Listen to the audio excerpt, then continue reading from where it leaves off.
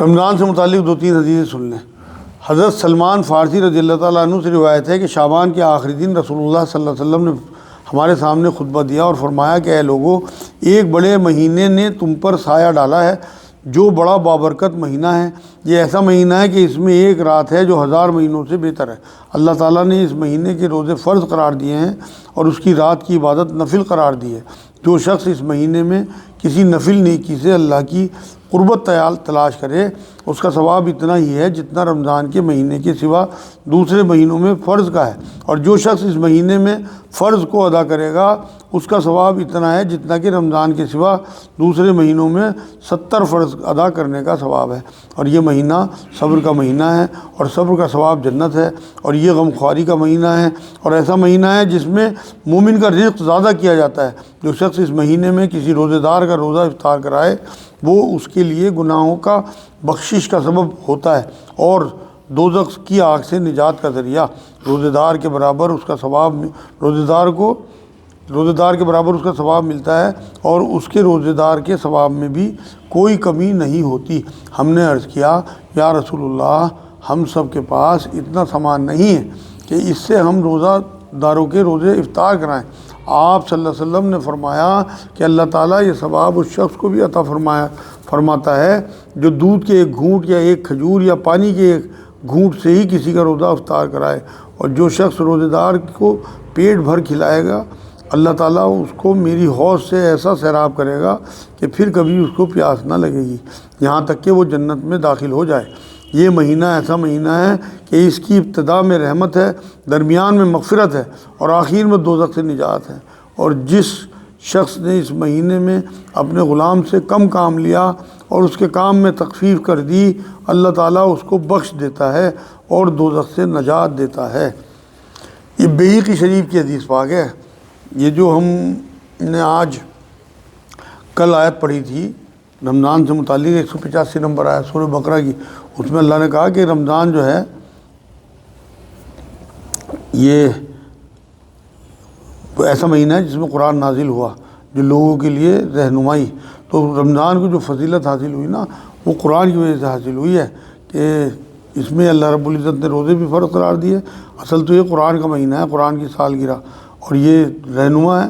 قرآن ہمارے لیے کھلی ہدایت اور حق اور باطل میں فیصلہ کرنے والا، الگ الگ کرنے والا حق اور باطل کو۔ جیسے ہم مہمان کا استقبال کرتے ہیں ایسے ہی یہ اللہ کا مہینہ ہے۔ حدیث ہے اس کے بارے میں، جیسے ہم نئے کپڑے پہن کے آنے والے مہمانوں کے لیے گھر کو سجاتے ہیں، ایسے ہی کوئی خاص مہمان آئے تو اس کے لیے تو چھٹی تک لے لیتے ہیں۔ ایسے ہی رمضان کا جو مہینہ ہے اس میں بھی ہمیں دنیا کے تمام کاموں سے چھٹی لے لینی چاہیے۔ میں نے بہت سارے ایسے لوگ دیکھے آج کی دور میں بھی کہ جو دکانیں بند کر دیتے ہیں رمضان میں۔ سارے سال اللہ ہمیں دیتا ہے، اگر ہم کم سے کم دکان بند نہ کریں تو کم سے کم ٹائمنگ سیٹ کر لیں، کم دکان پہ جائیں اور کم بزنس کو ٹائم دیں، عبادت کو زیادہ ٹائم دیں، تو انشاءاللہ تعالیٰ اس کا جب حق ادا ہوگا۔ اور میں تو یہ ہر سال بتاتا ہوں آپ لوگوں کو، کم سے کم اتنا تو کر ہی لیں کہ افطاری سے پہلے اپنی عورتوں کے پاس، اپنی بچیوں کے پاس گھر میں روزہ افطار کریں اپنے بچوں کے ساتھ۔ ایک مہینہ انہیں ملتا ہے کہ وہ اتنی محنتیں سارا دن آپ کے لیے افطاری میں، آپ کے لیے کھانے میں لگاتی ہیں اپنی روزہ ہونے کے باوجود، تو کم سے کم آپ ان کے ساتھ روزہ کھول لیں۔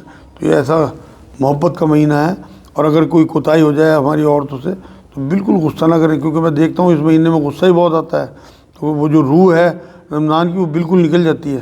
تو یہ اللہ کا مہینہ ہے، تو جیسے اللہ سے زیادہ خاص کون ہوگا، تو آپ لوگ اس کا اسی طرح استقبال کریں۔ آج الحمدللہ پہلا روزہ ختم ہوا ہے تو ابھی تو پورا مہینہ پڑا، اور اس میں ایک رات ایسی ہے جو ذکر آیا کہ جو 1000 مہینوں سے افضل ہے، جو سورہ قدر ہے 97 نمبر سورت، اس سے 2 سے 5 نمبر آیت میں تمہیں کیا معلوم کہ شب قدر کیا ہے، یہ تو 1000 مہینوں سے بہتر ہے۔ اس میں فرشتے اللہ کا حکم لے کے اترتے ہیں، مطلب ہر کام کے انتظام کے لیے اس کے حکم سے اترتے ہیں فرشتے یہاں، اور طلوع آفتاب تک یہ شب قدر رہتی ہے۔ ایک اور حدیث سنیں، حضرت ابو ہریرہ رضی اللہ تعالیٰ عنہ سے روایت ہے کہ رسول اللہ صلی اللہ علیہ وسلم نے فرمایا کہ جب رمضان آتا ہے تو جنت کے دروازے کھول دیے جاتے ہیں اور دوزخ کے دروازے بند کر دیے جاتے ہیں اور شیاطین جکڑ لیے جاتے ہیں۔ صحیح بخاری صحیح مسلم کی حدیث پاک ہے۔ حدیث میں یہ بات بھی آتی ہے اگر امت کو اس کی اہمیت کا پتہ چل جائے رمضان کی تو پھر سارے سال یہی تمنا کریں کہ سارے سال رمضان رہے۔ قرآن میں شان بیان ہوئی ہے کہ یہ وہ مہینہ ہے جس میں قرآن نازل ہوا۔ قرآن اللہ کا کلام ہے، 12 مہینوں میں سب سے مقدس مہینہ ہے کیونکہ اسے قرآن سے نسبت ہے۔ اس کی راتوں کی سونا جو ہے نا اس تک کو عبادت قرار دیا گیا۔ حضرت عبداللہ بن عمر رضی اللہ تعالیٰ عنہ سے روایت ہے کہ رسول اللہ صلی اللہ علیہ وسلم نے ایک موقع پر رمضان کا ذکر فرمایا اور اس سلسلے میں ارشاد فرمایا کہ رمضان کا روزہ اس وقت تک مت رکھو جب تک کہ چاند نہ دیکھ لو، اور روزوں کا سلسلہ ختم نہ کرو جب تک کہ شوال کا چاند نہ دیکھ لو، اور اگر 29 کو چاند دکھائی نہ دے تو اس ماہ کا حساب پورا کرو، مطلب 30 روزے رکھو۔ صحیح بخاری صحیح مسلم کی حدیث پاک ہے۔ سورہ بقرہ 187 نمبر آیت میں رمضان کی راتوں میں بیویوں کے پاس جانے کی اجازت ہے اور تم ایک دوسرے کو لباس ہو، یہ بتایا گیا۔